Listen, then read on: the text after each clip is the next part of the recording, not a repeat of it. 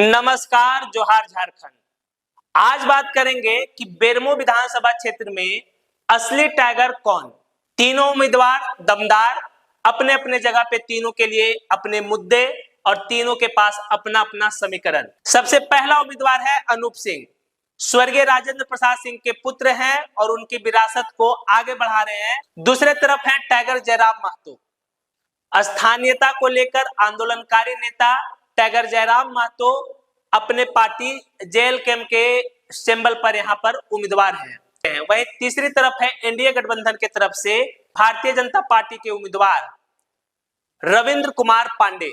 रविंद्र कुमार पांडे गिरिडीह संसदीय सीट का सांसद रह चुके हैं, वहां कई बार प्रतिनिधित्व कर चुके हैं। तो ये तीनों उम्मीदवार के बीच में इस बार मुकाबला होगा और ये यहाँ का असली टाइगर कौन बनेगा ये तो 23 नवंबर को ही पता चलेगा।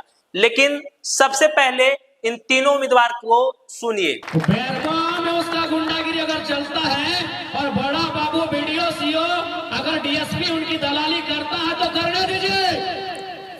अरे हमने के खाली आवेदन जगह में तीनों उम्मीदवार के पास अपने अपने दावे हैं, अपना अपना तीनों उम्मीदवारों ने जीत का दावा किया है और तीनों के पास अपने अपने दावे हैं। लेकिन बेरमो विधानसभा क्षेत्र का असली समीकरण क्या है, किस उम्मीदवार के पक्ष में ये समीकरण जाएगा और किसका जीत होगा, तो एक एक करके समझते हैं। इस वीडियो में अंत तक बने रहे।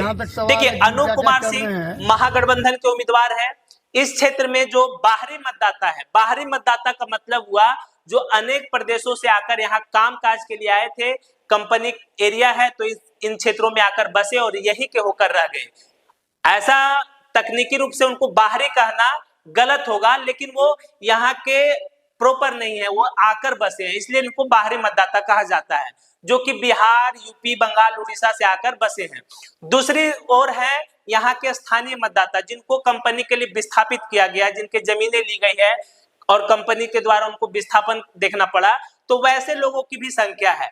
तो इन दो मतदाताओं के बीच में टाइगर जयराम महतो ने बाहरी और स्थानीयता का मुद्दा बनाकर इस विधानसभा क्षेत्र को चुना। तो क्या इस बार टाइगर जयराम महतो इस क्षेत्र से बेरमो के मौजूदा विधायक अनूप सिंह उर्फ कुमार जयमंगल सिंह को हरा पाएंगे? ये पहला सवाल है। दूसरा सवाल है कि एनडीए गठबंधन की तरफ से रविंद्र कुमार पांडे, जो कि गिरिडीह के सांसद रह चुके हैं, वो यहाँ पर कोई कमाल कर दिखाई पाएंगे और क्या बेरमो विधानसभा क्षेत्र में 2014 की तरह कमल खिल पाएगा? ये दो सवाल है। तो दो सवाल को समझने के लिए पहले इसका समीकरण समझते हैं। बेरमो विधानसभा क्षेत्र में कुल मतदाता में अगर देखें तो अनुसूचित जनजाति की संख्या लगभग 50,000 है। अनुसूचित जाति की बात करें तो उनकी संख्या 45,000 के आसपास है। ओबीसी मतदाता यहाँ पर एक सबसे प्रमुख मतदाता है, जिनकी संख्या 1,20,000 है। इस ओबीसी मतदाता में जो सबसे प्रमुख जाति है वो महतो समाज से आने वाले मतदाता है, जिनकी संख्या सर्वाधिक है, करीब करीब 50 से 60,000 महतो समाज के मतदाता है। उसी तरीके से मंडल समाज के मतदाता है, अन्य ओबीसी की जातियां जिनके छोटे छोटे आंकड़े हैं, लेकिन प्रमुख है महतो समाज से आने वाले मतदाता। वहीं बात करें मुस्लिम समाज से आने वाले मतदाता की संख्या लगभग 40,000 है। और अगर सवर्ण और वैश्य मतदाता की बात करें तो इसमें 75,000 के आसपास उनकी भी संख्या है। तो इन्हीं समीकरणों के द्वारा प्रत्याशियों का जीत और हार तय होते हैं। पिछले चुनाव परिणाम की बात करें तो स्वर्गीय राजेंद्र प्रसाद सिंह को वोट मिला था 88,945। योगेश्वर महतो भाजपा से लड़ रहे थे, उनको 63,000। काशीनाथ सिंह आजसू से लड़ रहे थे, उनको 16,000। एमडी अफ्ताब आलम भाजपा से लड़ रहे थे, उनको 5,000। और यहाँ पर जीत हार का अंतर लगभग 25,000 वोटों से रहा था। लेकिन उनके निधन के बाद यहाँ उपचुनाव हुए और उस उपचुनाव में स्वर्गीय राजेंद्र प्रसाद के पुत्र अनूप सिंह ने जीत दर्ज की। अगर अनूप सिंह की बात करें तो महागठबंधन के प्रत्याशी के तौर पर उनके पक्ष में जो जा सकता है वो है स्वर्गीय राजेंद्र प्रसाद सिंह का विरासत, उनका बनाया हुआ जमीन, और साथ ही साथ महागठबंधन के कोर वोटर, जिनमें कि अल्पसंख्यक समाज के मतदाता और ओबीसी के समाज के मतदाता के साथ साथ अनुसूचित जनजाति के मतदाताओं का भरोसा है। अगर ये सारी वोटें अनूप सिंह को फिर से मिल जाती है तो वो यहाँ से फिर से विजयी होंगे। वही बात करें एनडीए प्रत्याशी रविंद्र कुमार पांडे, तो उनको भरोसा है सवर्ण और वैश्य समाज से आने वाले मतदाता पे।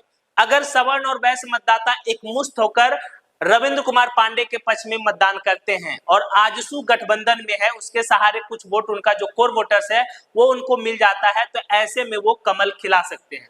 वही बात करें टाइगर जयराम महतो की, अगर एक मुश्त ओबीसी समाज के मतदाता, खास करके महतो समाज के मतदाताओं का एक मुश्त वोट टाइगर जयराम महतो को मिल जाता है, उसके साथ ही साथ अल्पसंख्यक समाज के वोटर्स भी उनको वोट कर देते हैं, तो ऐसे में उनकी भी जीत हो सकती है।